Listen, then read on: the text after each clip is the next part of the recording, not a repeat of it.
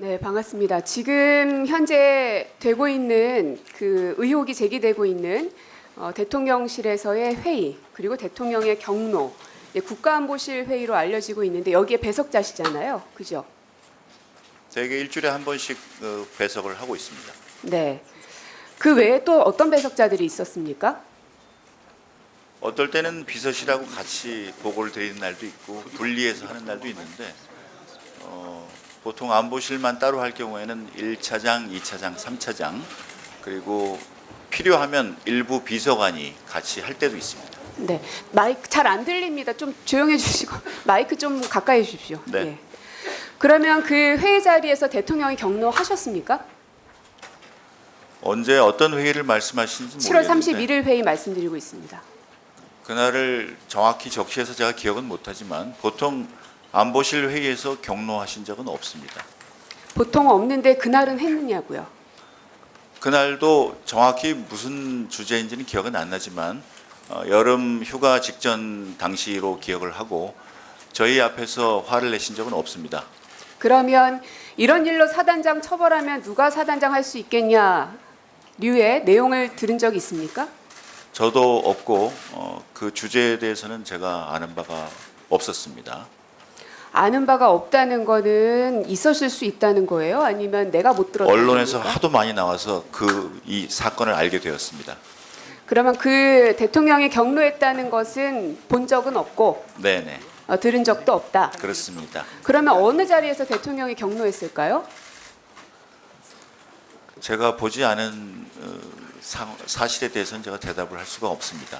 근데 차장님 참 희한한 게요. 예, 차장님이 배석했던 그 자리에 회의가 끝나고 나서 11시 54분에 800에 7070으로 전화가 가고 그 다음에 국방부 장관부터 시작해서 쭉 일사천리로 일처리가 됩니다. 왜 그랬을까요?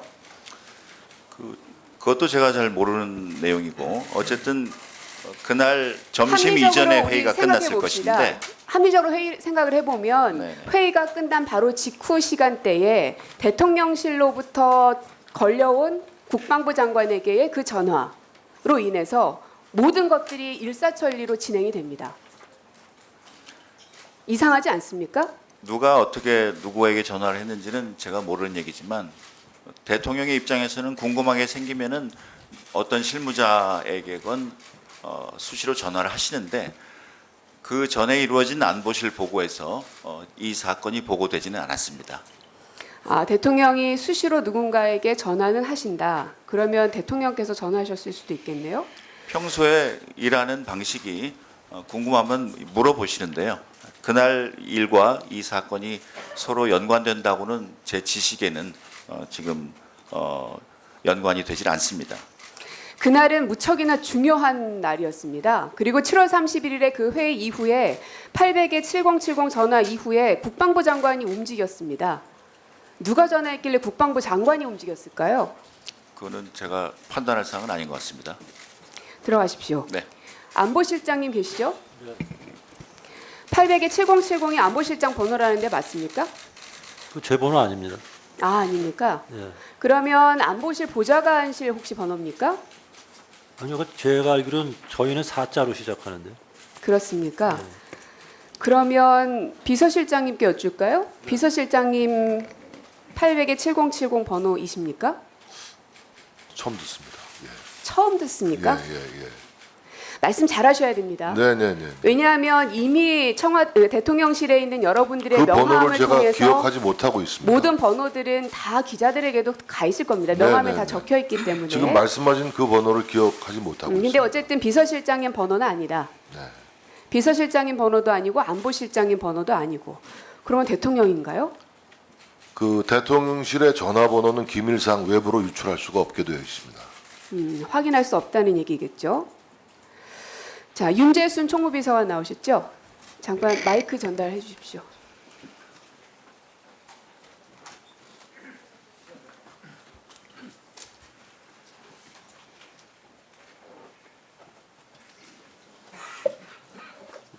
총무비서관은 대통령실에 있는 모든 이 내부 업무들, 그야말로 살림살이 이런 걸 총무에서 다 하시죠.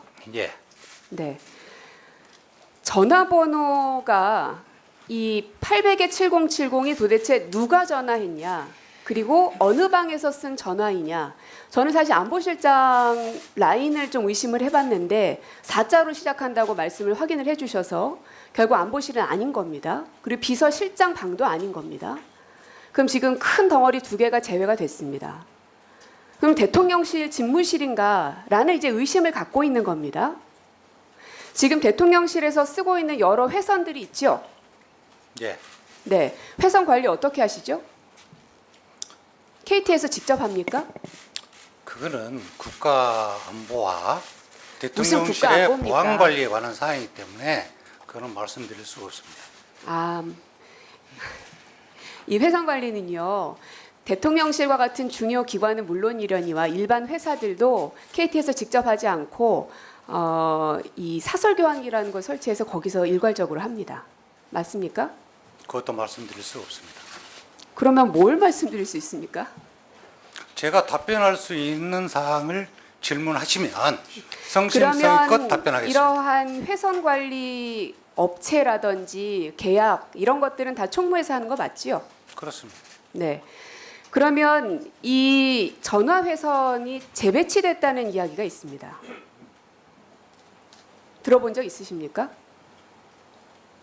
그것도 말씀드릴 수 없고요. 제가 전화번호 재배치하고 그런 자, 올 기억은 초에 없습니다. 회선이 재배치됐다는 이야기들이 나오는데 이것은 누군가가 이 전문가가 손을 만져서 했을 테이기 때문에 이것은 뭐 비서관님께서 비밀로 한다고 해서 비밀이 되어지지는 않을 것 같고요.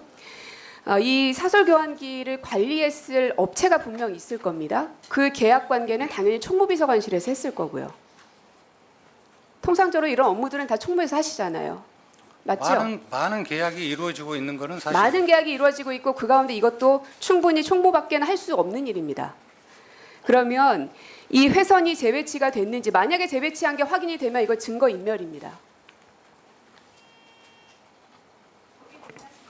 동의할 수 없습니다. 아, 회선 재배치가 확인이 됐음에도 불구하고 그것은 증거인멸에 해당되지 않는다. 우리가 보통 쓰던 핸드폰을 중요한 시기에 교체를 할 끊어주세요. 경우에 네. 증거인멸.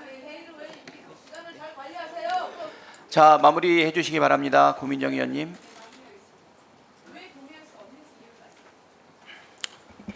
대선 번호 가지고 의원님께서 말씀하시는데요. 대통령 비서실은 수시로 인원이 늘어나고 사무실이 늘어났다 줄었다 합니다. 그때마다 전화기가 설치가 되기도 하고 철거하기도 합니다. 그러한 내용이 그 행위 자체가 무슨 증거인멸이라고 하시면 그거는 동의할 수 없다. 그 말씀을 드리는 겁니다. 사람 바뀐다고 전화 바꾸지 않습니다. 사건이 있어야 번호가 재배치되는 거 아닙니까? 그건 의원님 생각이시고요. 자, 고민정 의원님 수고하셨습니다. 예. 그리고 지금 현재 이제 민주당에서 주장하는 걸 보면은 7월 31일 날 대통령이 주재하는 수석 보좌관 회의에서 최상병 문제가 보고되고 논의가 되었고 거기서 대통령이 경로했다. 그것이 외압이었다고 이렇게 얘기하는데 아까 지금 저 김태효 안보실 차장은 7월 30일 날 이 회의에서 이 최상병 사망 사건이 보고된 적이 없다라고 그렇게 얘기를 했는데 맞습니까? 저한테. 제가 그 내용은 파악하지 못하고 있습니다만 제가 이제 부임한 지 2달 가량 됐는데 대통령실 어떤 관계자를 통해서도 대통령의 경로설이나 진노설 같은 얘기를 들은 바가 없습니다.